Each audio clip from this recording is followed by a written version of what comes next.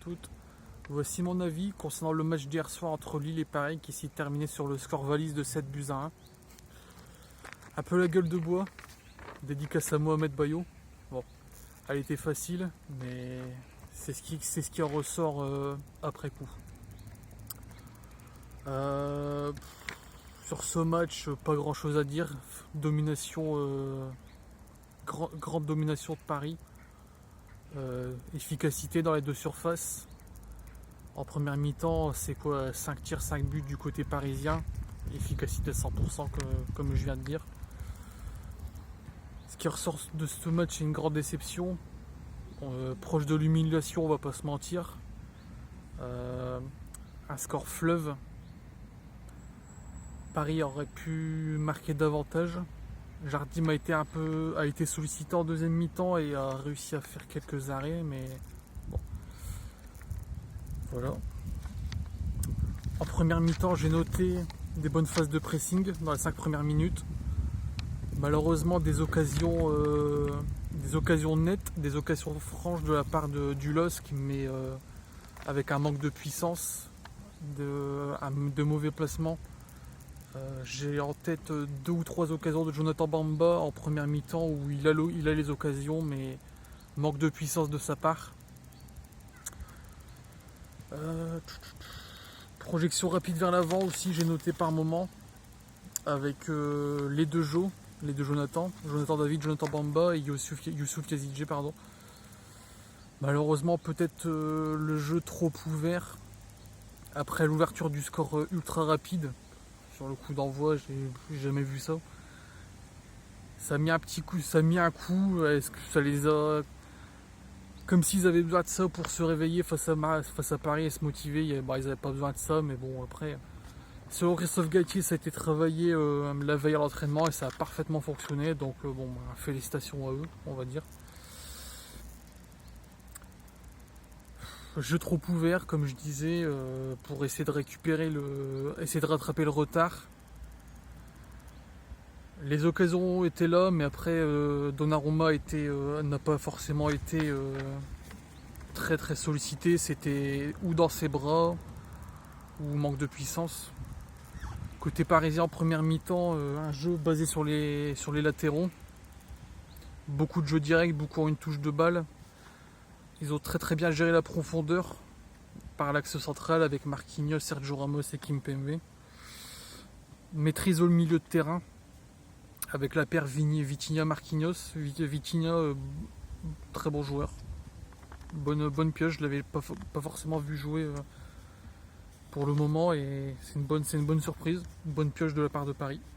Beaucoup de jeux en triangle, ça se voit que les gestes sont maîtrisés. Que à l'entraînement ça travaille forcément. En deuxième mi-temps, j'ai envie de dire Jonathan Bamba récompensé par son but. Au moins il y aura plus aussi ce petit facteur psychologique de ne plus marquer. Au moins il y aura peut-être un déclic de sa part. Je trouve aussi que par moment Angel Gomez prend trop de risques dans ses 20 mètres et c'est pas forcément indiqué. Ok, bon, il y a un jeu basé sur le fait de partir de derrière progressivement, jouer en passe courte, mais face à Auxerre c'est passé, face à Paris ça a été limite au minimum 2 fois sans conséquence, mais bon, c'est quelque chose à voir avec lui pour prendre moins de risques et jouer plus calmement, quoi, tout simplement. Côté que l'alignement et la couverture défensive, sur ce match catastrophique. Le premier but, à l'image du premier but, le 5e, le 6e et le 7e, le 5e j'ai un doute. Mais 6 et 7, où l'alignement est. Ils sont aux fraises. J'ai envie de dire qu'on affrontera pareil qu'au match retour. Qu'on les affrontera uniquement au match retour, mois de mars, mois d'avril. Mais bon, Pour l'orgueil, il faudrait éviter un carnage.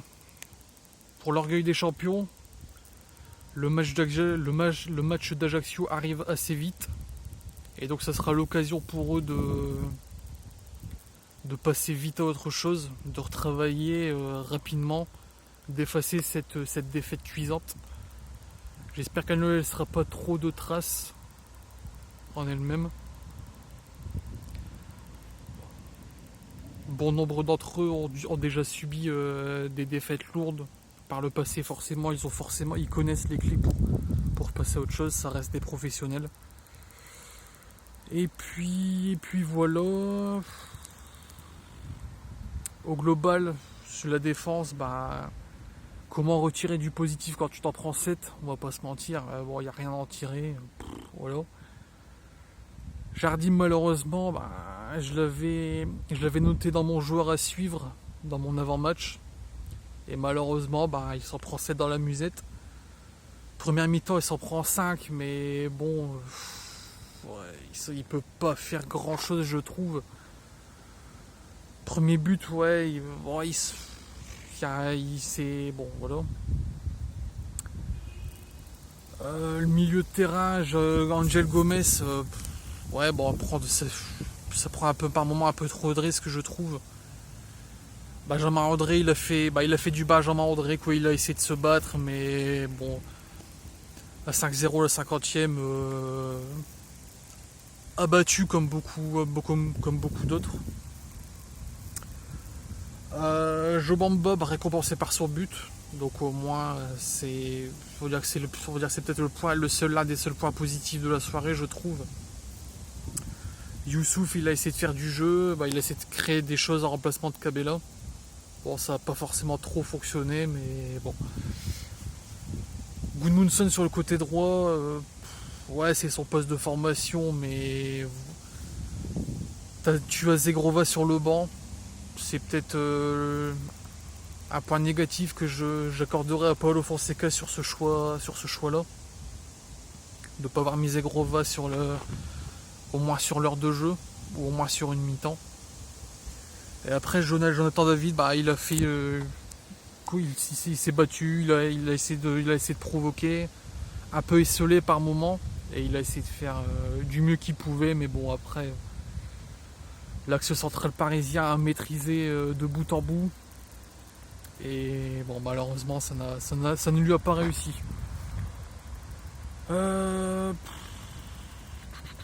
Ensuite, comme j'ai dit, vite passer à autre chose. Je passe du coq à l'âne, mais bon, vite passer à autre chose. Il y a le match d'Ajaccio qui arrive.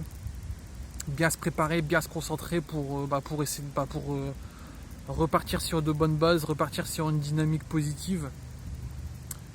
Et puis voilà. Débrief d'après-match normal. Bon, après, voilà. On continue de travailler là-dessus, d'essayer de s'améliorer sur les vidéos d'avant-match, des vidéos d'après-match. Ça va s'améliorer au fur et à mesure. Si vous avez aimé la vidéo, un petit like, un petit commentaire pour m'encourager à l'occasion.